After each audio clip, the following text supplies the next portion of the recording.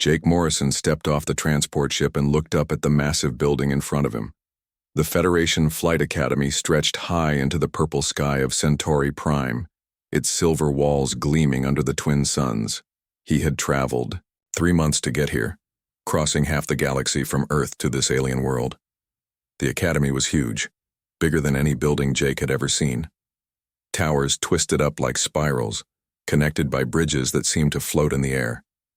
Ships of all sizes flew in and out of hangar bays, piloted by beings Jake could barely imagine. This was where the best pilots in the galaxy came to train. Jake carried his single bag and walked toward the main entrance. Other beings walked past him, and he tried not to stare. A group of tall creatures with 4 arms and silver skin glided by, talking in musical voices. Their movements were smooth and graceful, like dancers. Jake knew these were Altarians from his studies on the trip here. Near the entrance, a cluster of insect-like beings clicked and buzzed at each other. Their large compound eyes reflected the sunlight in rainbow colors. These had to be the Vexhi, known for their lightning-fast reflexes and precise movements. Jake watched one of them move, and it was like watching a machine. Every motion was exact and calculated. A group of crystalline beings stood together, not speaking but somehow communicating. Jake could hear soft musical tones coming from them, like wind chimes in a gentle breeze. The Zephyrians, he remembered. They shared thoughts through sound and could coordinate perfectly with each other. Jake felt very alone and very human. He was the first of his species to ever be accepted into the Federation Flight Academy. Earth had only joined the galactic community 50 years ago, and humans were still considered newcomers. Most aliens thought humans were reckless and unpredictable.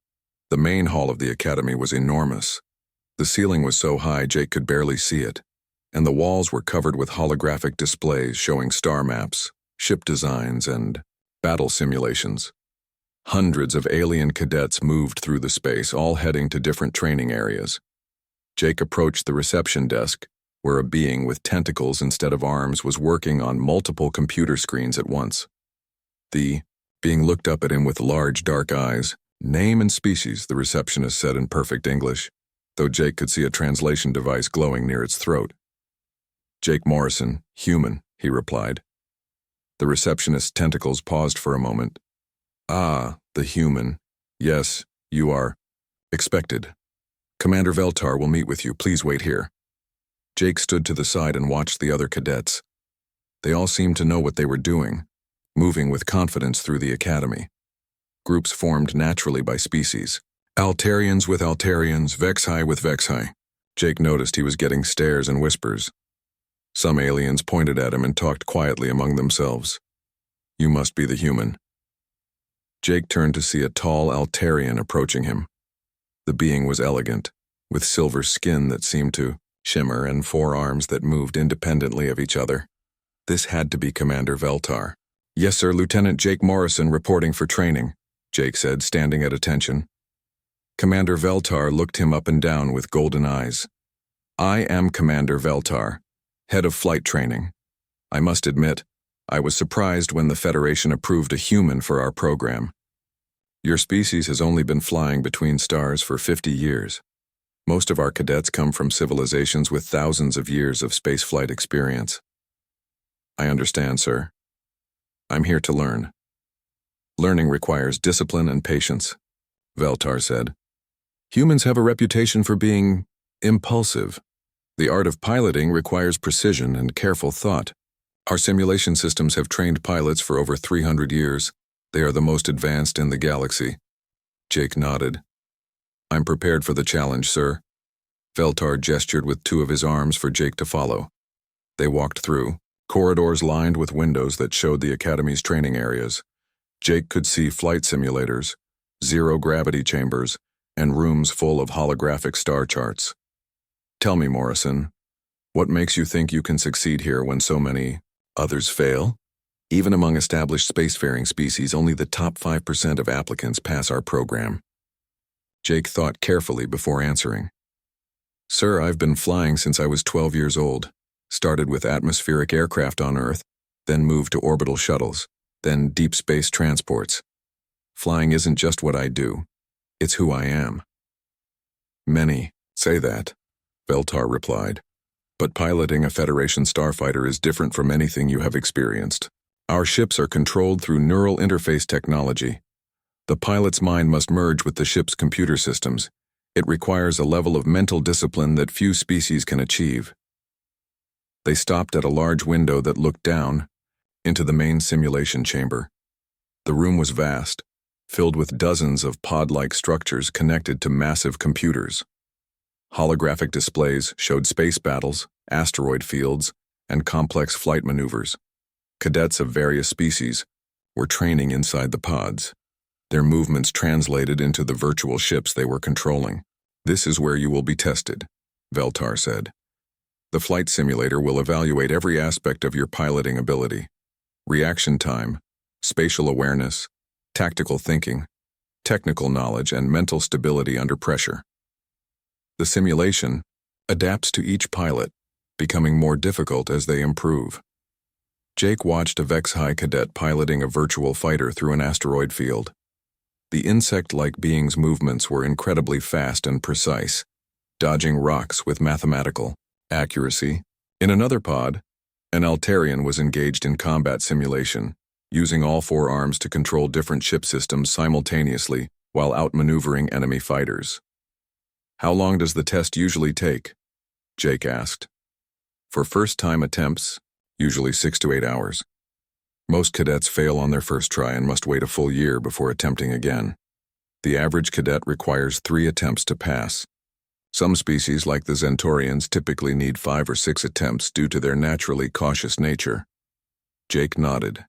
He had read about this in his preparation materials, but seeing it in person was different. The other cadets made it look easy, but he could see the intense concentration on their faces, even through the different alien features. There is something else you should know, Veltar continued. The Federation Council has been watching this experiment with great interest.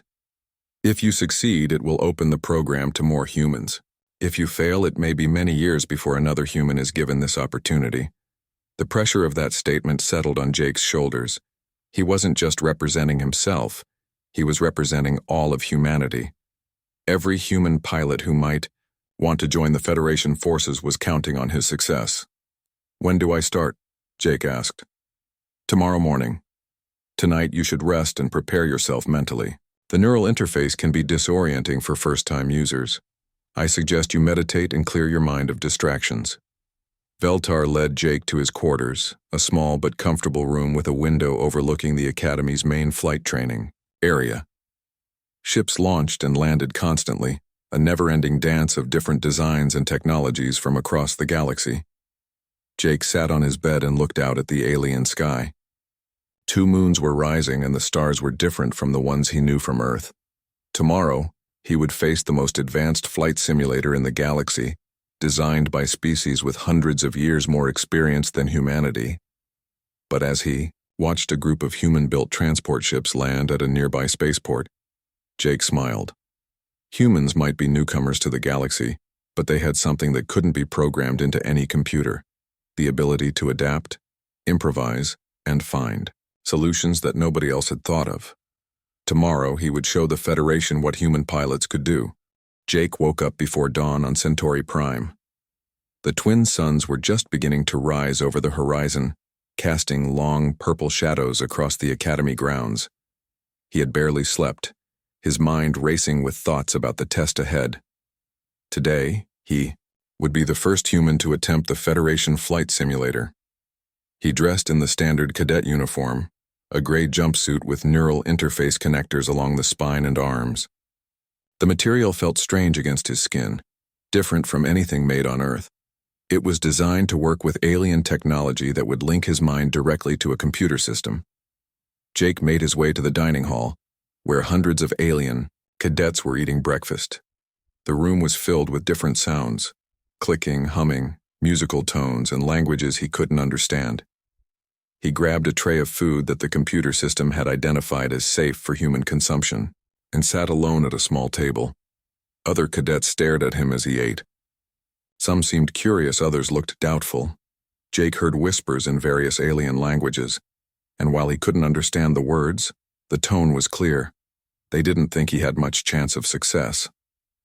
A group of Vex-High cadets at a nearby table were clicking rapidly at each other, their compound eyes reflecting light as they looked in his direction.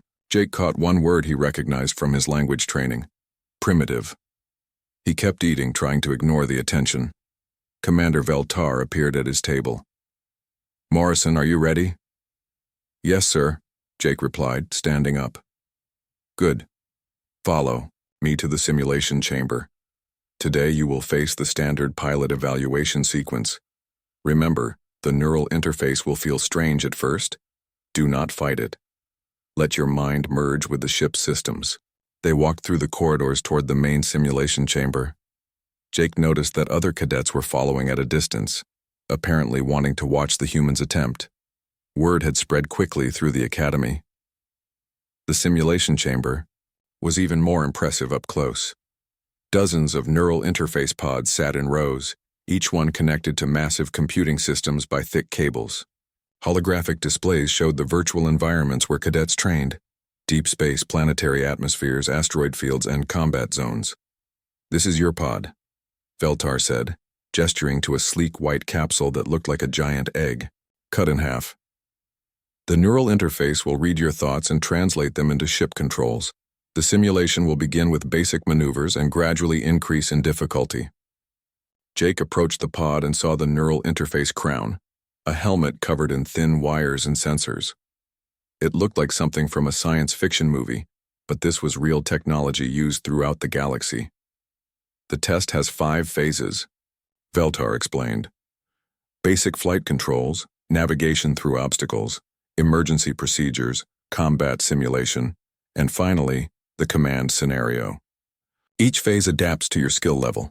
The computer will make the challenges harder as you improve." Jake nodded and climbed into the pod. The seat adjusted automatically to fit his human body shape. The neural interface crown lowered onto his head, and he felt a strange tingling sensation as the sensors made contact with his skin. "Initiating neural link," a computer voice announced. Suddenly, Jake's vision filled with stars. He was no longer sitting in the pod. He was floating in space, surrounded by the infinite darkness between worlds. In front of him, a sleek fighter ship materialized, and he could feel it as if it were part of his own body. The sensation was incredible.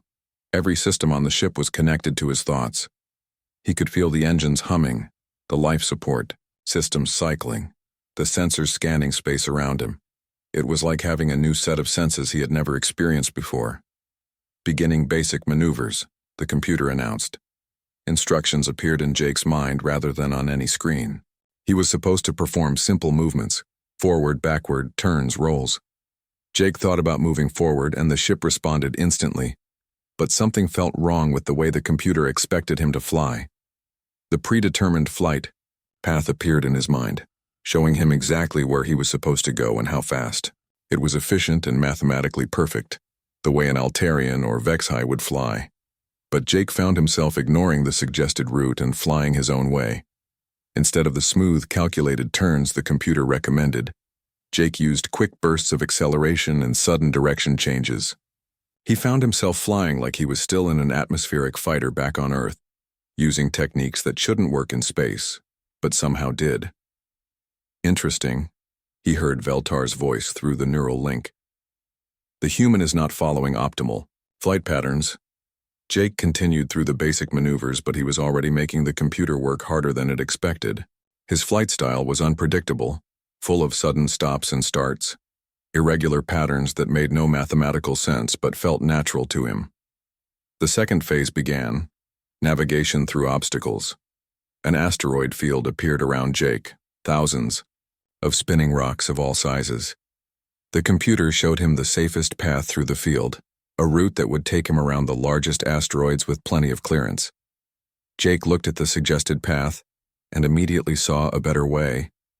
Instead of going around the asteroids, he flew between them, using their gravitational fields to help change his direction. When a large asteroid spun toward him, instead of avoiding it, he used its rotation to slingshot past it at incredible speed. Warning: Pilot is exceeding safe velocity parameters, the computer announced. But Jake was just getting started. He realized that the asteroids weren't just obstacles. They were tools. He began using them like a three-dimensional highway, bouncing off their surfaces to change direction, using their shadows to hide from the computer's tracking systems, riding their gravitational fields like a surfer rides waves. The computer had to work harder and harder to keep up with Jake's unconventional approach.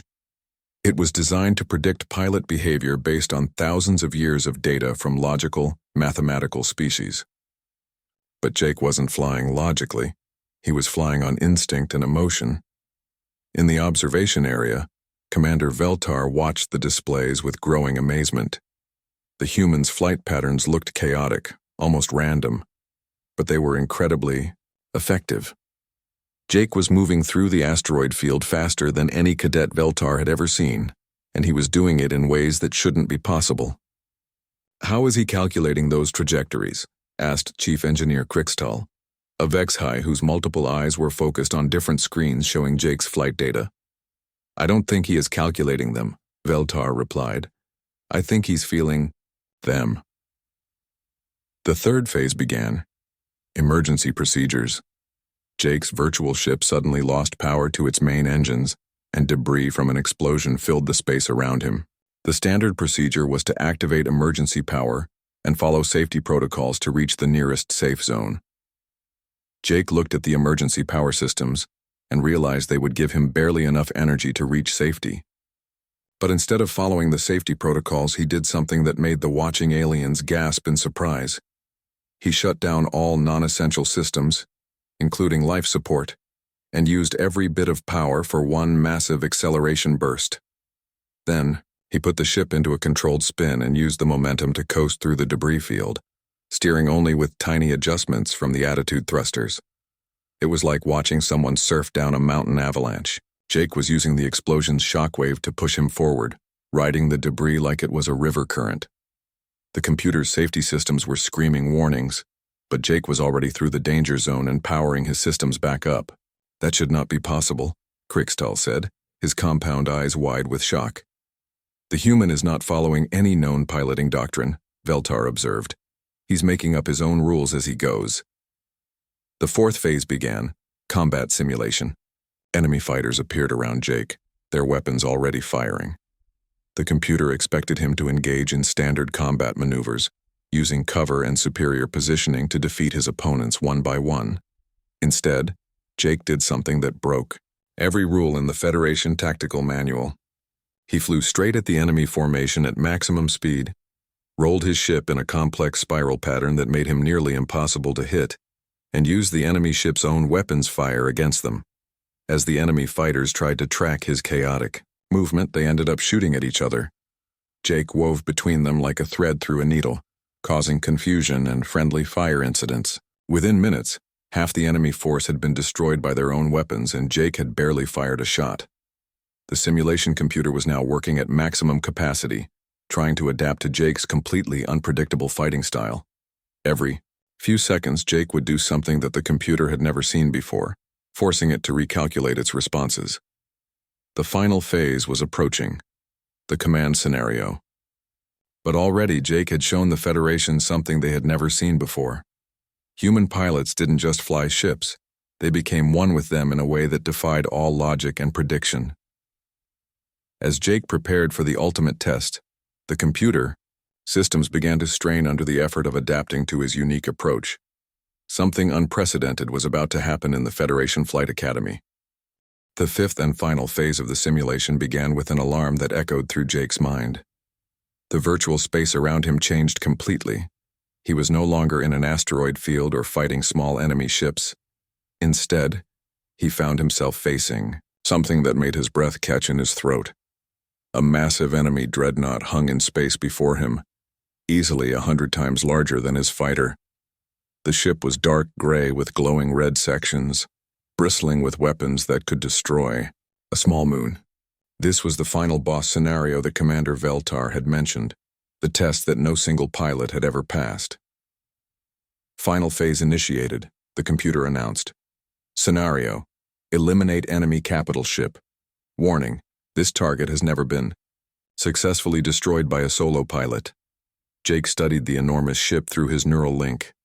His fighter's sensors showed him the dreadnought's armor plating, weapon systems, and shield generators. The standard approach would be to attack the weapon systems first, then the shield generators, then try to find a weak point in the armor. It would take hours of careful fighting, and most pilots ran out of ammunition or made a fatal mistake long before they could win. But Jake wasn't thinking about the standard approach. He was looking at the dreadnought differently, seeing it not as an impossible enemy but as a puzzle to solve. His human brain was making connections that the computer's logic systems couldn't predict. The dreadnought began firing at him with massive energy beams that could vaporize his fighter in one hit. Jake started moving in the chaotic, unpredictable pattern that was becoming his signature style.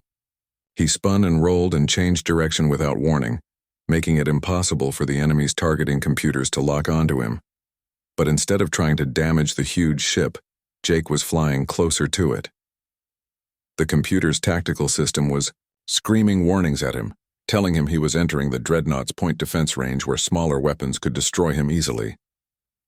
In the observation area, Commander Veltar watched the screens with growing concern. The simulation's difficulty system was pushing itself to maximum levels, trying to match Jake's performance. Computer cores that normally ran cool were beginning to overheat. "Sir, we're getting unusual readings from the primary simulation computers," reported Chief Engineer Krixtal. "The adaptive difficulty system is working beyond normal parameters." "What does that mean?" Veltar asked. "The computer is trying to create challenges that match the human skill level, but his approach is so different from normal pilots that the system is having trouble calculating appropriate responses. It's like trying to teach mathematics to someone who thinks in poetry." On the main display, they watched Jake perform a maneuver that should have been impossible. He flew directly at the dreadnought's main gun, then at the last second spun his ship in a tight spiral and used the weapon's own energy beam to accelerate faster than his engines could normally push him. "How did he do that?" gasped a Zephyrian instructor, her crystalline form glowing with surprise. "I think he's using the enemy's attacks as thrust," Krixtal said, his compound eyes analyzing the data streams. "He's riding the energy beam like a wave."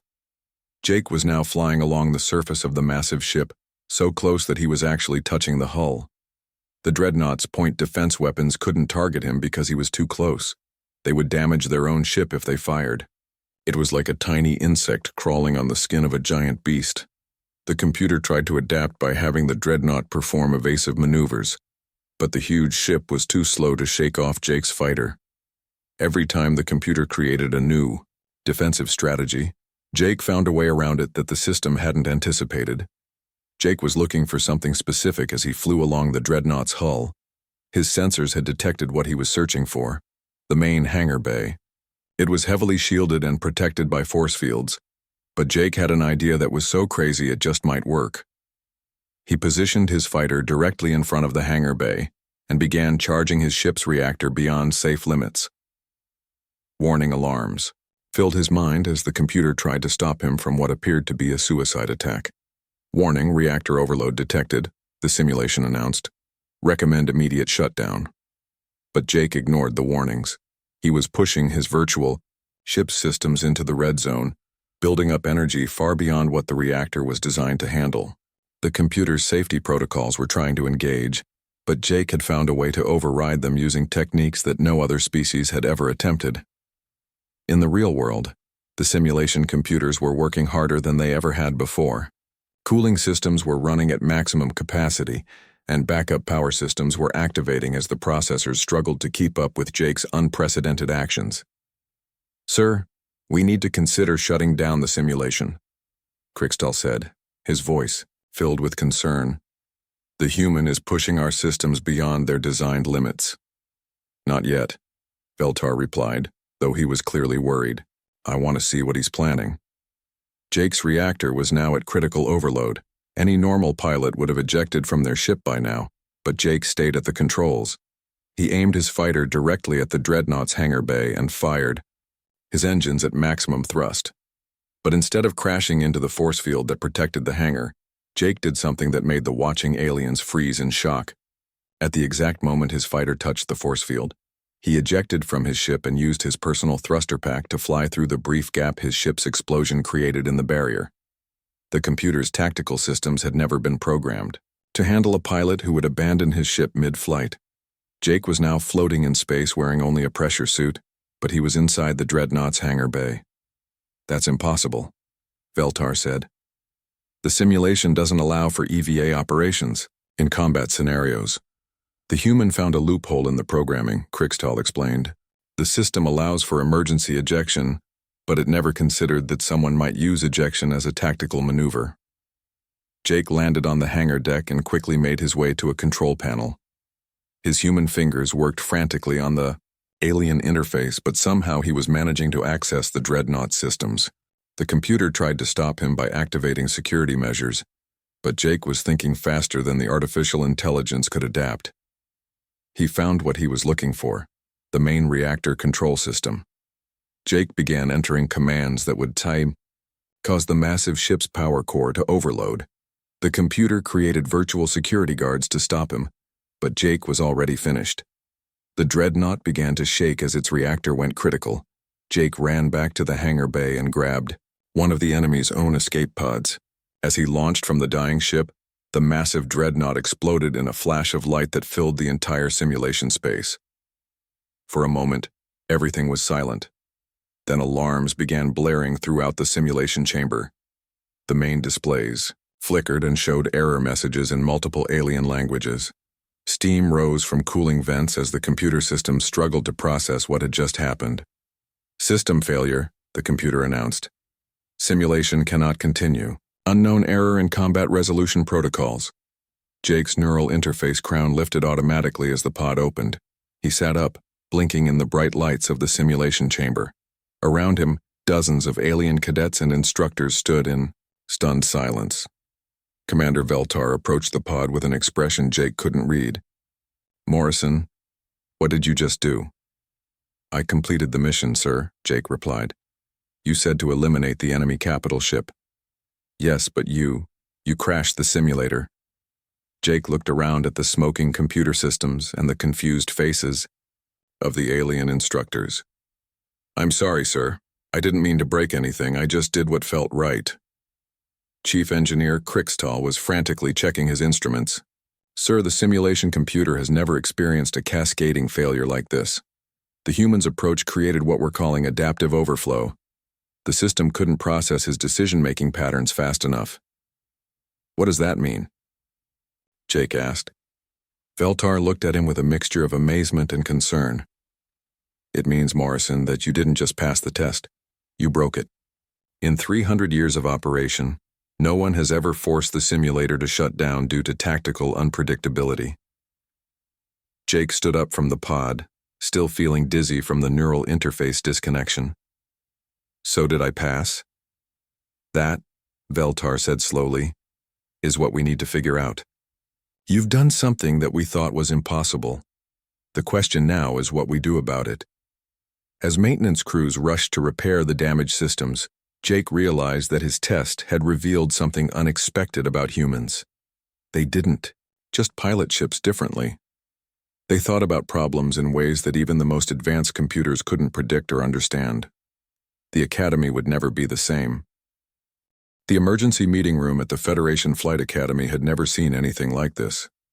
Commander Veltar sat at the head of a long table made from crystalline materials that glowed softly in the dim light.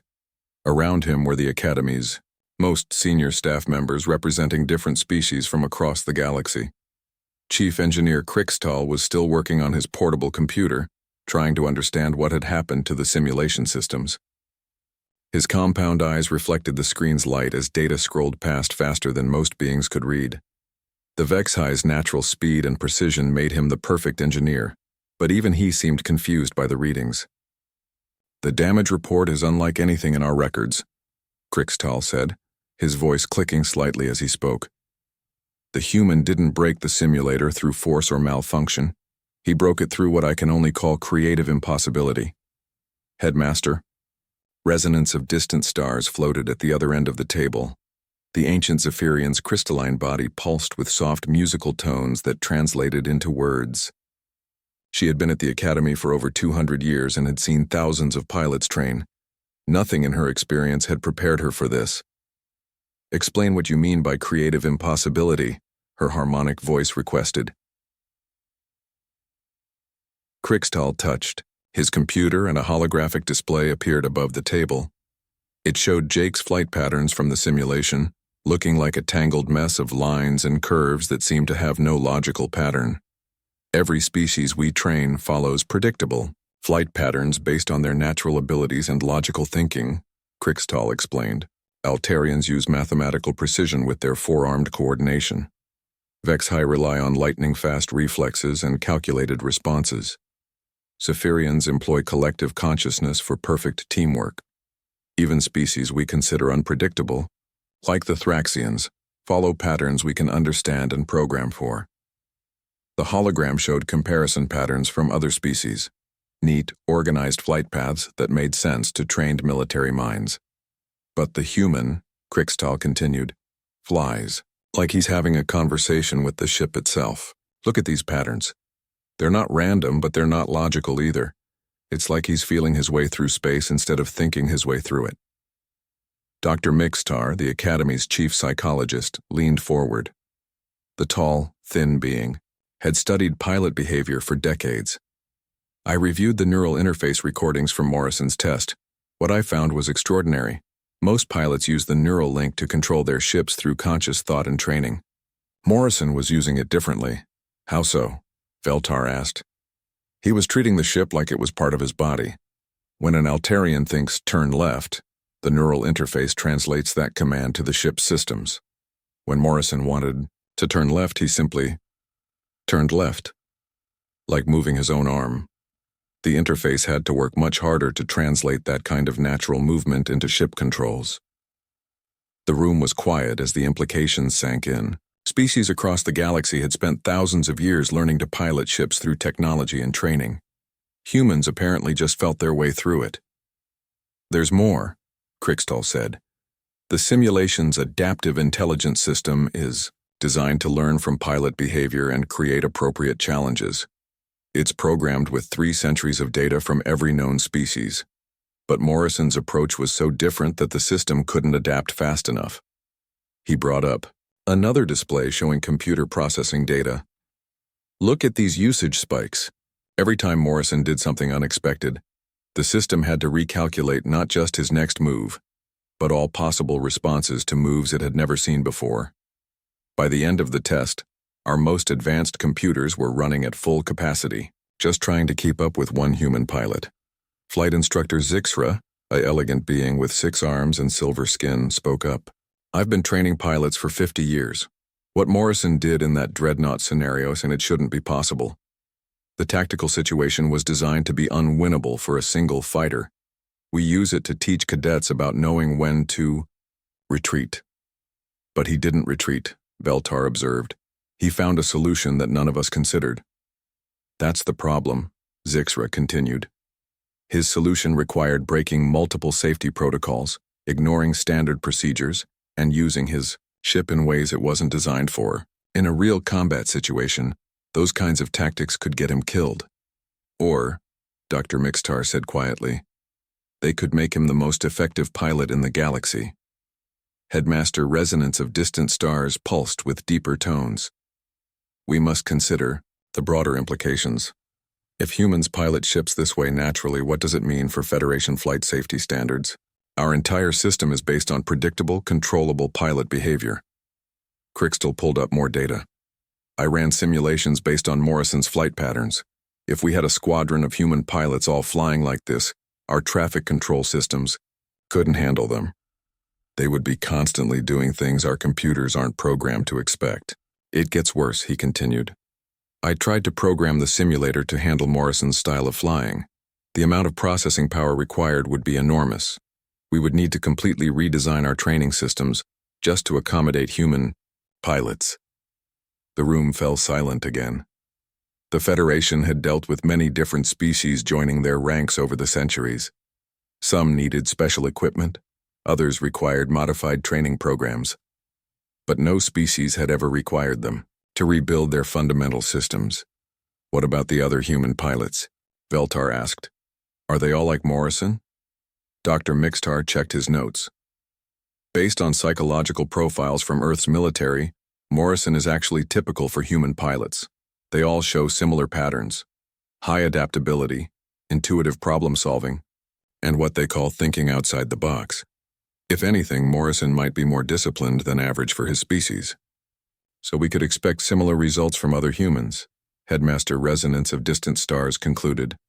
Almost certainly, Dr. Mixtar confirmed. Chief Medical Officer Dr. Quintal, who had been quiet until now, finally spoke. The spider-like being's multiple eyes focused on different documents as she talked. I've been reviewing Morrison's medical data from the neural interface. His brain activity during the test was unlike anything I've seen. She activated another holographic display showing brain scans. Most species show increased activity in logical reasoning centers during flight simulation.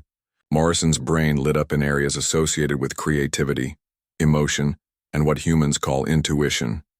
He was literally feeling his way through the test instead of thinking through it. Is that dangerous?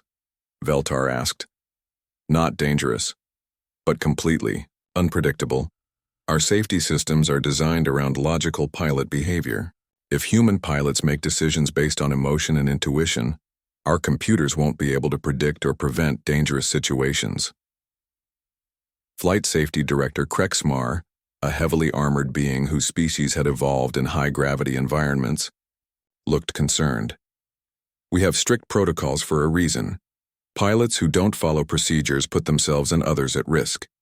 The human's success in the simulator doesn't guarantee he won't cause accidents in real flight situations. But, Instructor Zixra pointed out, he did complete the test faster and more effectively than any pilot in our history. His methods may be unconventional, but they work. Krixtal brought up the final piece of data. Here's what worries me most. I analyzed the system failure that ended Morrison's test. The computer didn't just shut down from overload. It shut down because it encountered what it classified as an impossible solution to the dreadnought scenario. Meaning? Headmaster Resonance of Distant Stars asked. Meaning our most advanced artificial intelligence couldn't understand how Morrison succeeded. The computer literally gave up trying to process his solution because it didn't fit any known tactical framework. The implications hung heavy in the air. The Federation's entire military structure was based on predictable tactics, coordinated strategies, and logical decision-making. Human pilots apparently operated on completely different principles. So what do we do? Veltar asked. Do we graduate Morrison? Do we change our entire training system? Do we ban human pilots altogether? Headmaster Resonance of Distant Stars pulsed with thoughtful harmonics. We need to make a decision that will affect not just Morrison, but the future relationship between humans and the Federation military. This is bigger than just one pilot's test results. The meeting continued late into the night as the Academy's leadership wrestled with a problem they had never faced before. How do you integrate a species that thinks so differently that they can break your most advanced systems just by being themselves? Outside, Jake Morrison sat in his quarters, unaware of the debate raging about his future.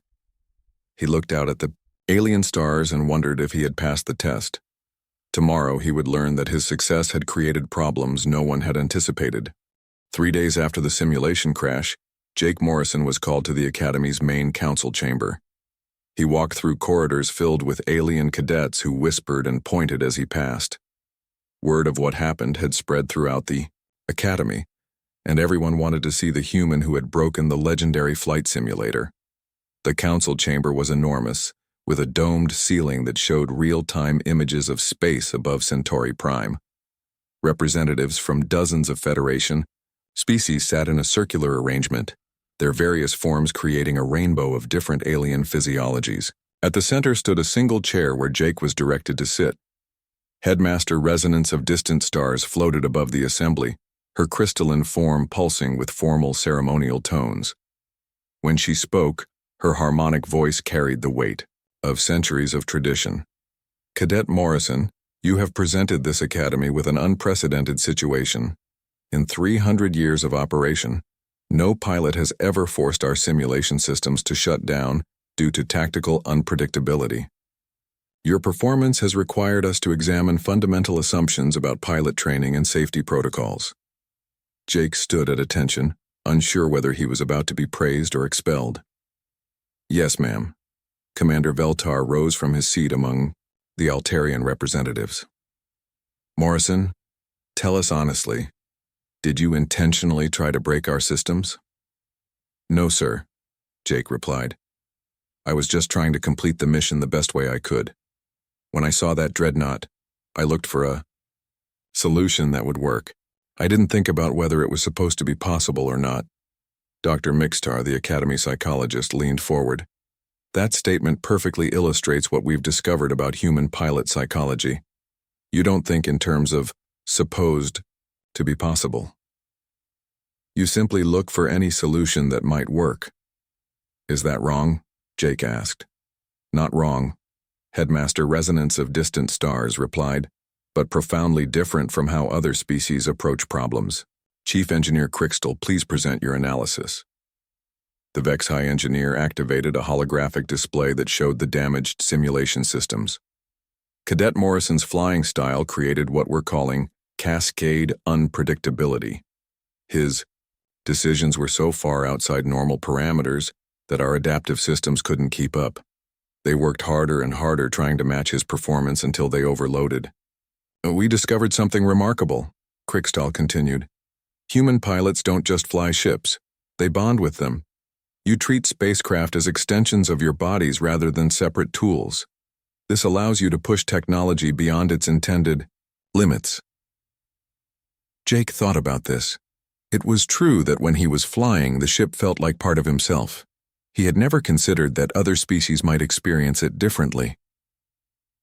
Flight Safety Director Krexmar stood up, his heavily armored form imposing even in the peaceful chamber. This presents serious safety concerns. Our entire air traffic control system is based on predictable pilot behavior. If human pilots constantly do unexpected things, they could cause accidents. However, interrupted Instructor Zixra, Morrison's performance was not just unpredictable, it was extraordinarily effective. He completed the test faster and more successfully than any pilot in Academy history. Chief Medical Officer Dr. Quintal activated her own display showing brain scans. Our analysis reveals that humans process flight information through emotional and intuitive centers, rather than purely logical ones. This explains why Morrison could find solutions that our computers couldn't calculate. Jake listened as the council debated his future. Some members argued that human pilots were too dangerous to integrate into Federation forces. Others insisted that their unique abilities could be valuable assets. The discussion continued for hours, with passionate arguments on both sides.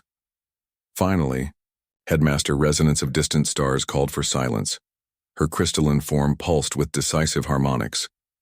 After extensive deliberation, this council has reached a decision regarding human pilots and their integration into Federation forces. We are establishing what will be known as the Human Protocol.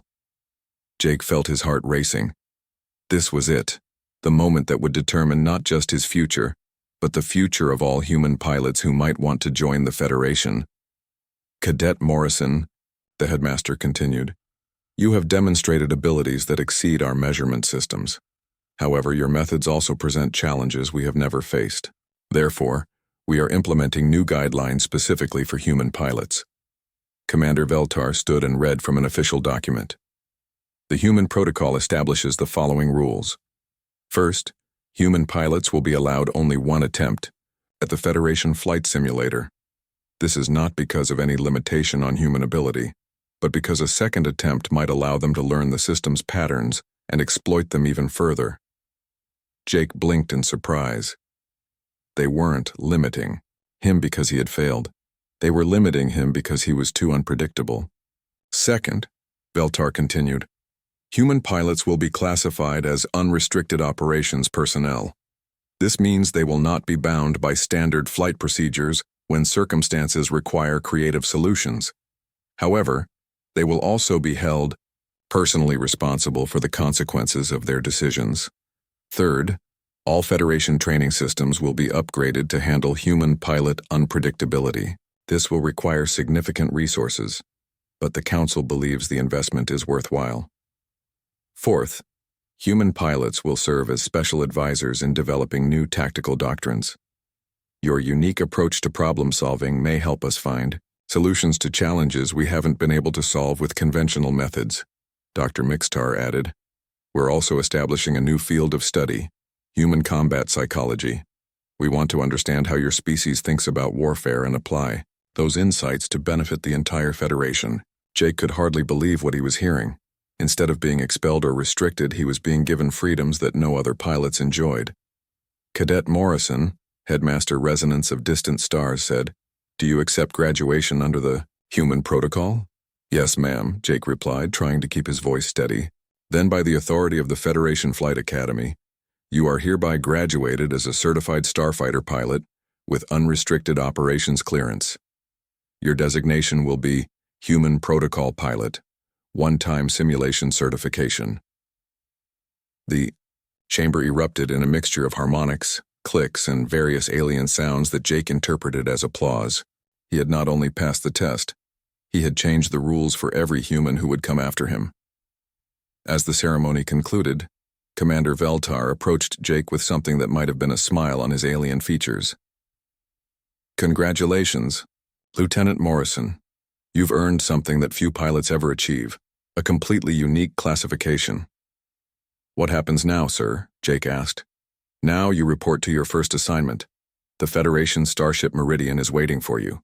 Captain Lisa Rodriguez specifically requested a human pilot for her crew." Jake felt a surge of excitement. Captain Rodriguez was a legend among human space crews, one of the first humans to command a Federation starship. 3 days later, Jake stood on the bridge of the Meridian, looking out at the stars through the main view screen. The ship was sleek and powerful, incorporating technology from dozens of Federation species. Captain Rodriguez turned from her command chair to greet him. She was a compact woman with graying hair and eyes that had seen action across the galaxy. "Welcome aboard, Lieutenant. I hear the aliens think we're too dangerous for their training simulators." Jake grinned.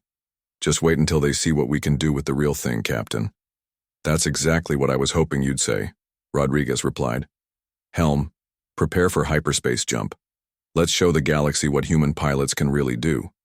As the Meridian leaped into hyperspace, Jake felt the ship respond to his touch like a living thing. He wasn't just flying a spacecraft. He was dancing with the stars themselves, using intuition and emotion to navigate the vast darkness between worlds. Behind them, the Federation Flight Academy continued its work, but now with new understanding. Human pilots would always be different, always unpredictable, always pushing the boundaries of what was possible, and that, the Federation had decided, was exactly what they needed. The galaxy had just become a much more interesting place,